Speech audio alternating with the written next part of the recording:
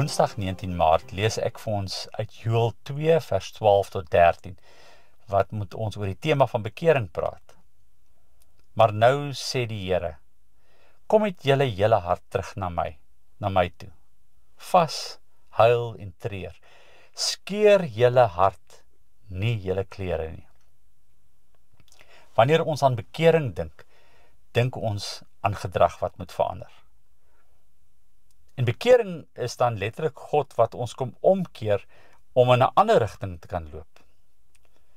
En alhoewel dit vir mense baie duidelik is, wat mense moet doen om hulle te verander, te bekeer, is die proses daarvan baie anders en veel dieper en meer persoonlik, as dikwels wat ons net dink hulle moet totaal omdraai en iets anders doen. Dink vir 'n oomblik aan jou eie sonde en skuld waarvan jy bewus raak, en hoe jy dit hanteer. Jy kan as uitdrukking van hierdie ontdekking of besef jou klere skeur, so as ons iets verkeerd gedoen het, sê ons dikwels, ja, ek wil my voel of ek my klere wil skeur. Maar tog is ons eie wil dikwels nie sterk genoeg om ons gedrag te verander nie. En Paulus verwoord hierdie einste frustrasie in Romeine 8, wanneer hy homself ellendige mens noem. Ten spyte van sy eie pogings om homself te red, kry hy dit nie reg nie.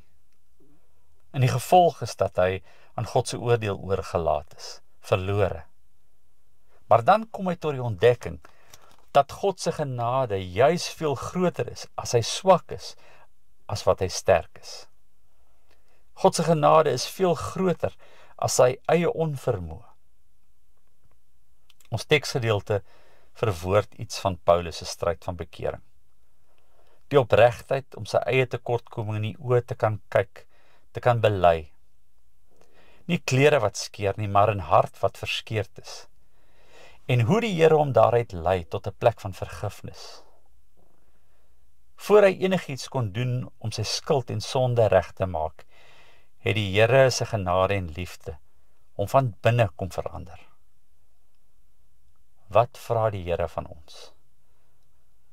Voordat ons klere skeur, 'n opregte hart. 'n hart wat verskeurd is oor die realiteit van ons en ander mense se sonde. Ons gedrag wat verander, is dan baie meer as net ons eie planne om dinge reg te maak.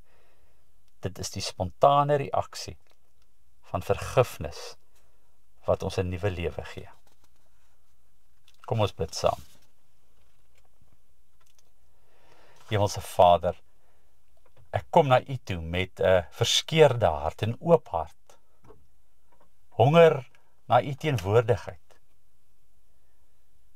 Ek weet dat ek sonder U verlore is. Ek weet dat my hart soms dwaal en deur sondige begeertes mislei word. Maar ek wil verander, Here. Ek wil hê dat my hart heeltemal aan U behoort. Daarom skeur ek dit voor U, vorm my, soos die pottebakker met klei gevorm het. Breek die harde plekke in my hart af en vervang dit met 'n hart wat U eer. Maak my rein, was my skoon, lei my op die regte pad.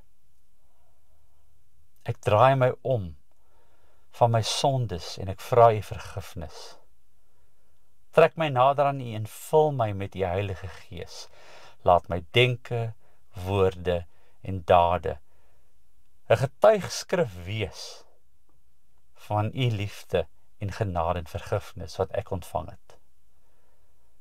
Dankie dat U my nooit los nie en dat U genade nuut is elke oggend. Ek vertrou op U en gee my hart volkome aan U oor. Amen. Stellenberg Gemeente, oor grense heen.